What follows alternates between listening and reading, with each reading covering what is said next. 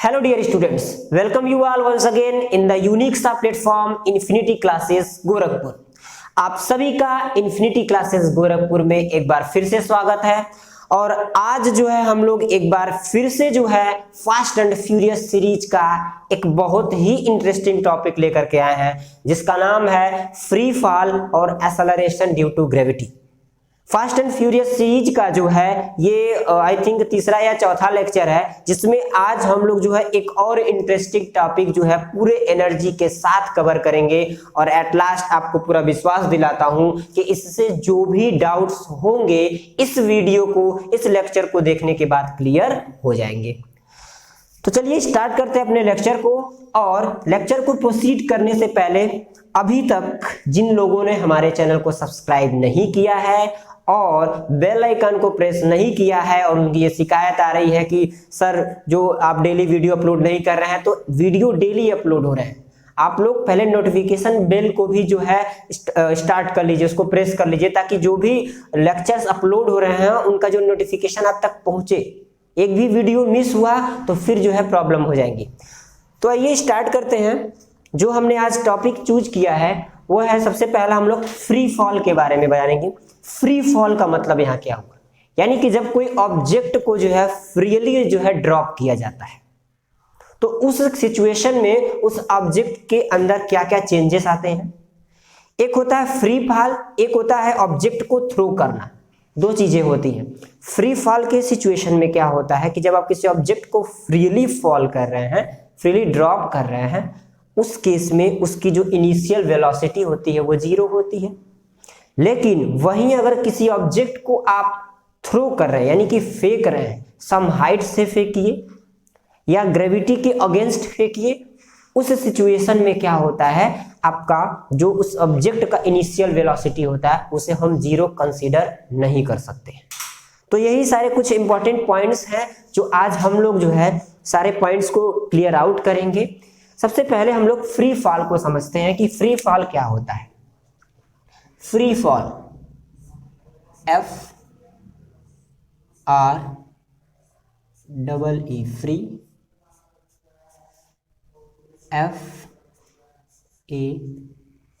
FALL, free fall.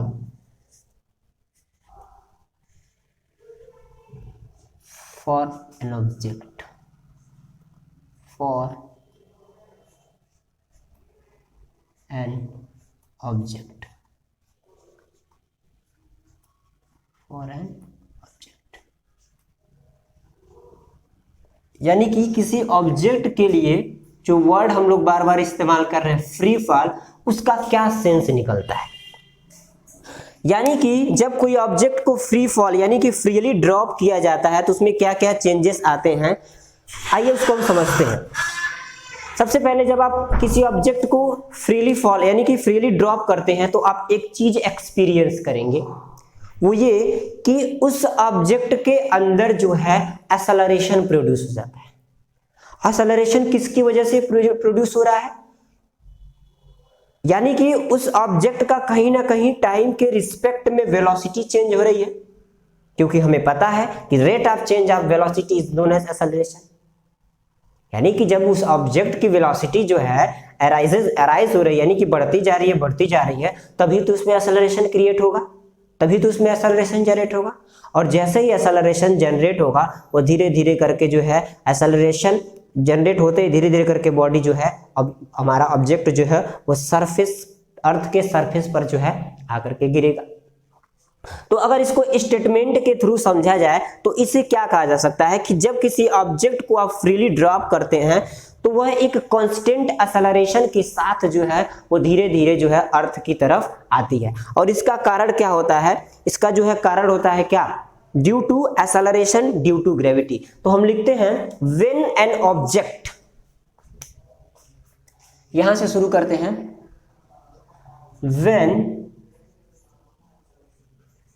when an object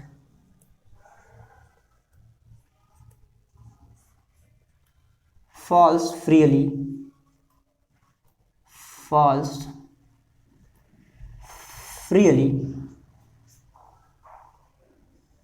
it experience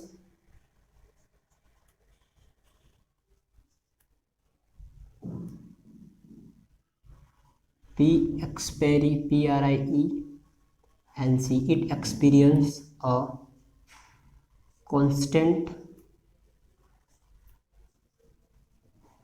it experience a, यहाँ लिखते हैं, experience a constant acceleration, constant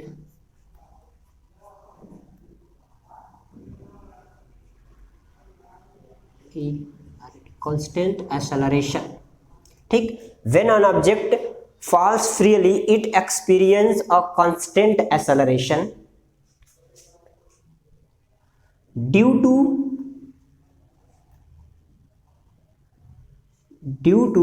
the rate of change of velocity with respect to time, with respect to time, clear. जब कोई object freely fall होता है तो वो एक कांस्टेंट एक्सेलरेशन एक्सपीरियंस करता है, किसकी वजह से, due to the rate of change of velocity with respect to time. समय के साथ जब ऑब्जेक्ट की वेलोसिटी चेंज होती है तो उसके अंदर एक एक्सेलरेशन प्रोड्यूस होता है, कब, जब किसी ऑब्जेक्ट को फ्रीली फॉल कराया जाता है, ठीक। और इसमें एक चीज हम लोग देखेंगे, and acquires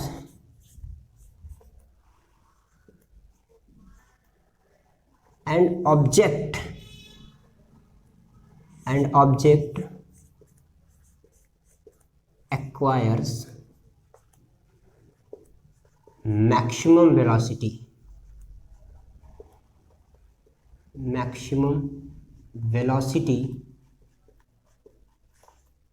at the surface of the अर्थ। यानी कि अर्थ के सरफेस पे उस ऑब्जेक्ट की जो वेलोसिटी होती है वो मैक्सिमम, यानी कि जैसे जैसे वो नीचे आता जाता है वैसे वैसे क्या होता है, ऑब्जेक्ट की जो वेलोसिटी होती है बढ़ती जाती है, और जैसे ही वो अर्थ सरफेस को टच करता है यानी कि ग्राउंड को टच करता है उसकी वेलोसिटी जो है मैक्सिमम से 0 हो जाएगी। लेकिन जैसे जैसे नीचे की तरफ आएगी अर्थ के सरफेस पे उसकी वेलोसिटी मैक्सिमम कही जा सकती है, ठीक है। ये तो हो गया free fall for an object का जो भी हमारा स्टेटमेंट था, जो भी एक ऑब्जेक्ट के अंदर चेंजेस आते हैं उनकी बात हो गई। अब इसमें आता है बात ये कि जो है ये होता क्यों है, किसकी वजह से होता है, यानी कि कौन सी ऐसी फिजिकल क्वांटिटी है जिसके लिए जो है ये फ्री फॉल ऑब्जेक्ट का इसमें ऐसे इतने चेंजेस आ रहे हैं, what is the reason behind this. तो उस रीजन को समझने के लिए आपको जो है हमारे साथ एंड तक बने रहना है। तो चलिए उस रीजन को समझते हैं कि एक्चुअल में रीजन क्या है, इसके पीछे क्यों ऐसा हो रहा है, ठीक। तो एक और पॉइंट इसमें निकल करके आता है, वो होता है एक्सेलरेशन ड्यू टू ग्रेविटी का। कौन सा, acceleration due to gravity, acceleration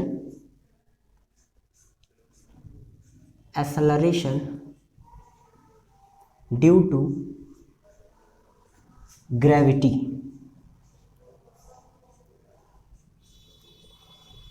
gravity.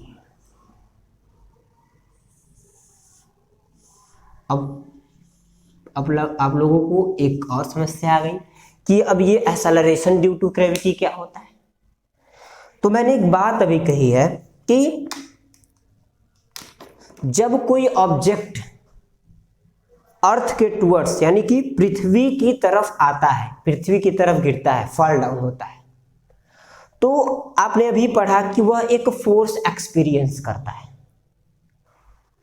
और एक फोर्स एक्सपीरियंस करने की वजह से उसके अंदर एक्सेलरेशन आता है। तो वो कौन सा फोर्स है, आपको पहले लेक्चर आपने जब उसको कवर किया होगा हमारे लेक्चर को, तो वहां आपको समझ में आएगा ग्रेविटेशनल फोर्स की वजह से। लेकिन हमने यहाँ कहा कि वेलोसिटी जो है वो क्या हो रही है, टाइम के साथ चेंज होती जा रही है, तो एक्सेलरेशन आ जा रहा है। लेकिन वो कौन सा एक्सेलरेशन है, उसका क्या नाम है, किस नाम से उसको यहाँ जाना जाए। नॉर्मली एक्सेलरेशन किसी ऑब्जेक्ट के लिए जो होता है, क्या वही एक्सेलरेशन यहाँ पे है? जी नहीं। वहां आपने देखा है कि किसी ऑब्जेक्ट पे जब आप फोर्स लगाते हैं उसकी वजह से उसमें एक्सेलरेशन प्रोड्यूस होता है। तो यहाँ आप नहीं फोर्स लगा रहे हैं, यहाँ कोई एक्सटर्नल फोर्स नहीं दी जा रही है, यहाँ खुद जो है अर्थ जो है एक फोर्स लगा रहा है जिसकी वजह से ऑब्जेक्ट नीचे की तरफ आ रहा है। ठीक, तो उसी चीज को यहां नाम दिया गया है acceleration due to gravity. Acceleration आ रहा है किसकी वजह से? ग्रेविटी की वजह से। किसकी ग्रेविटी? अर्थ की ग्रेविटी की वजह से किसी ऑब्जेक्ट के अंदर एक्सेलरेशन प्रोड्यूस हो रहा है। बात समझ में आ रही है कि अर्थ की ग्रेविटी की वजह से जो है किसी ऑब्जेक्ट के अंदर एक्सेलरेशन प्रोड्यूस हो रहा है। तो उस चीज को भी हम लोग समझते हैं और उसको भी पहले देखते हैं कि वो स्टेटमेंट क्या कह रहा है। तो आइए समझते हैं इसको। लिखा है whenever an object fall towards the earth, जब कोई ऑब्जेक्ट जो है वो क्या होता है, अर्थ की तरफ जो है गिरता है, यानी कि अर्थ के तरफ आता है। तो यहां लिखेंगे when an object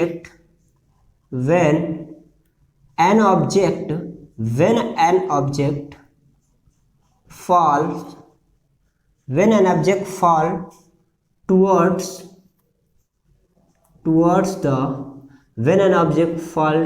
the earth, ठीक, it experience a acceleration, it experience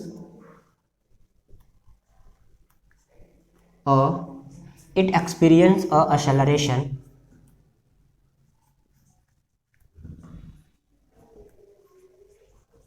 क्या एक्सपीरियंस करता है वो? वह एक एक्सेलरेशन एक्सपीरियंस करता है। और ये एक्सेलरेशन क्यों होता है? This acceleration is due to the earth gravitational force. क्यों? अर्थ ग्रेविटेशनल फोर्स की वजह से।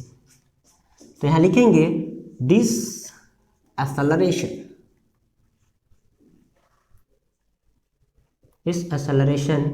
is produced due to the earth gravitational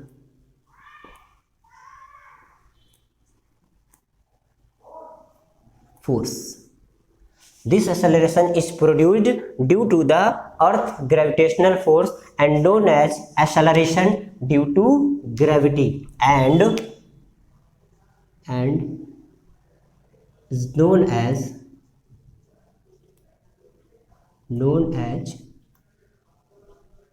acceleration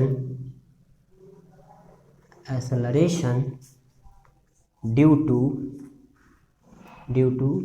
gravity. ठीक, बात समझ में आ गई। इट इज रिप्रेजेंटेड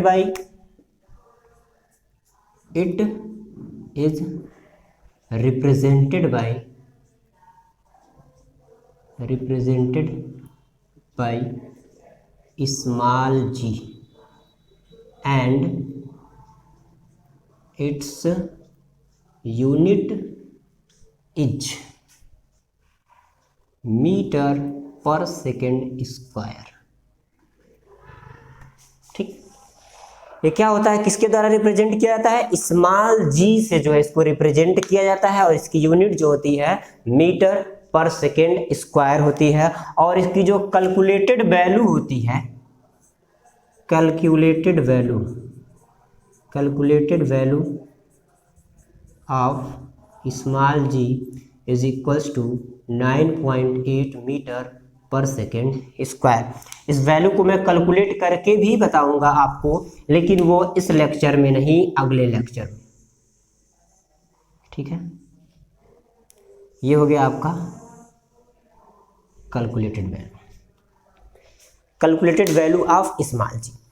अब इसको जो है मैं एक एग्जाम्पल के थ्रू समझाने की कोशिश करता हूं कि कैसे ये चीजें हमें समझ में आ रही है, कैसे जो है जी का फार्मूला हम फाइंड आउट करेंगे, सारी चीजें मैं आपको समझाने की कोशिश करता हूं। जैसे हमने पढ़ा है according to the Newton second law, Newton के सेकेंड लॉ के अकॉर्डिंग, यहाँ पे देखते हैं एग्जाम्पल में समझाता हूँ। यहाँ पे एज वी नो दैट, जैसा कि हम जानते हैं, as we know that according to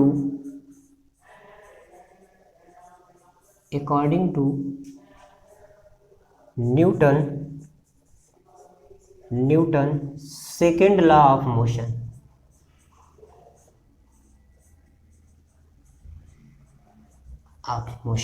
क्या होता है न्यूटन का सेकेंड लॉ? हमने क्या जाना है कि F जो होता है F is equals to m into a, ये हम जानते हैं।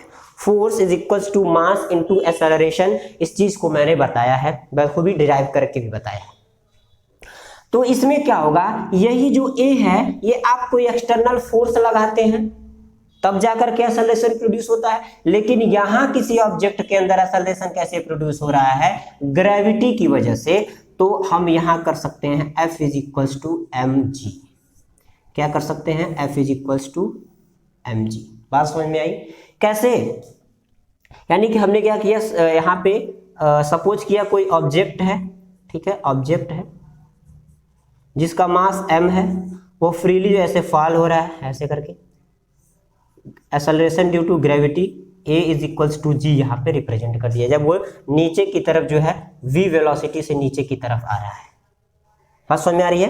कोई ऑब्जेक्ट है जिसका मास m है, वो एक्सेलरेशन a के साथ जो है और उसके अंदर वेलोसिटी कितनी है, v वेलोसिटी से नीचे की तरफ आ रहा है, और उसी एक्सेलरेशन को हमने क्या कर दिया, g के इक्वल दिखा दिया। क्यों? क्योंकि यहाँ पे एक्सेलरेशन ग्रेविटी की वजह से आ रहा है। और आगे बढ़ते हैं, ये तो हमारा फर्स्ट इक्वेशन हो गया। हमने एक और इक्वेशन पढ़ा है, वो कौन सा था, फ्रॉम द इक्वेशन